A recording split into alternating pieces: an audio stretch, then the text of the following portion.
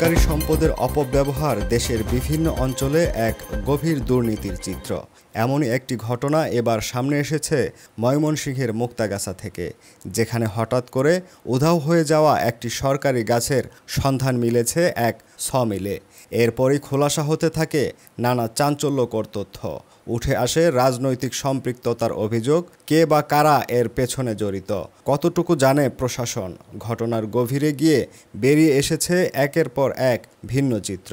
ময়মনসিংহের মুক্তাগাছা উপজেলার ১ নম্বর দোল্লা ইউনিয়নে একটি সরকারি আকাশমণি গাছ কাটা ও বিক্রির ঘটনায় চাঞ্চল্য ছড়িয়েছে।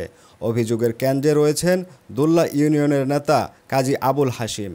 এই ঘটনার সূত্রপাত কোরবানি ঈদের আগের দিন ঝড়ো বাতাসে সড়কের পাশের গাছটি উপড়ে পড়া থেকে। স্থানীয় সূত্রে জানা যায়, ঈদের আগেই ঝড়ো হাওয়ায় ৬ নং ওয়ার্ড এলাকার একটি বড় আকাশমণি গাছ উপড়ে পড়ে। এরপরেই গাছটি নিরুদ্দেশ হয়ে যায়। দীর্ঘদিন কোনো খোঁজ না মেলায় স্থানীয়দের মধ্যে সন্দেহ তৈরি হয়। সম্প্রতি এক অনুসন্ধানে জানা যায়, চেচোয়া এলাকার একটি সমিলে গাছটি লুকিয়ে রাখা হয়েছে।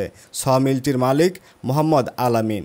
প্রথমে গাছ সংক্রান্ত জিজ্ঞাসাবাদে আলামিন বিষয়টি অস্বীকার করলেও পরে স্বীকার করেন গাছটি তার মিলেই রয়েছে।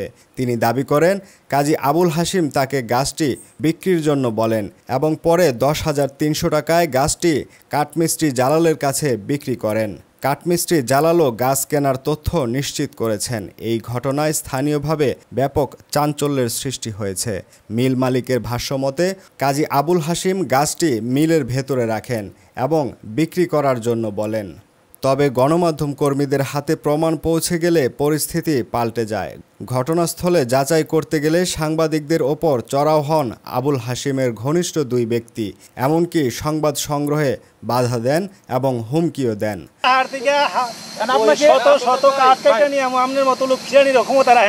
সাংবাদিকদের সঙ্গে দুর্ব্যবহার এবং গাছ বিক্রির বিষয়ে আবুল হাশিম বলেন, আমি উপজেলা নির্বাহী কর্মকর্তার অনুমতি নিয়েই গাছ সরিয়েছি। তবে সাংবাদিকদের সাথে দুর্ব্যবহারের বিষয়ে তিনি অভিযুক্তদের চিনেন না বলেও জানান। বললাম যে একটা গাছ চলে গেছে, গাছটাকে কারা এরকম আপনার একবারে মানে রেডি করে রাখছে, সন্ধ্যা লাগলে হয়তো নিয়ে যাবো না। আমি সবাই ফোন দিলাম, খুলনা বন্ধের সময় কি করা যায়। পরে বললো যে হাসিম ভাই এটা কাজ করেন, আপনি আপনার হাওলা রাখেন, এটা আমি ছুটির পরে একটা ব্যবস্থা করবো। এ বিষয়ে মুক্তাগাছা উপজেলার নির্বাহী কর্মকর্তা আতিকুল ইসলাম জানান, ঈদের আগে গাছ পড়ে যাওয়ার তথ্য জানানো হয়েছিল। আমি ইউপি সচিবকে বলেছিলাম গাছটি নিরাপদ স্থানে রাখতে, কিন্তু পরে গাছ বিক্রির বিষয়ে আমি কিছুই জানি না। বর্তমানে স্থানীয় প্রশাসনের পক্ষ থেকে বিষয়টি তদন্ত করে দেখার আশ্বাস দেওয়া হয়েছে। তবে সচেতন মহল বলছে, তদন্তের নামে ধামাচাপা না দিয়ে প্রকৃত দোষীদের বিরুদ্ধে দ্রুত আইনগত ব্যবস্থা নেওয়া জরুরি।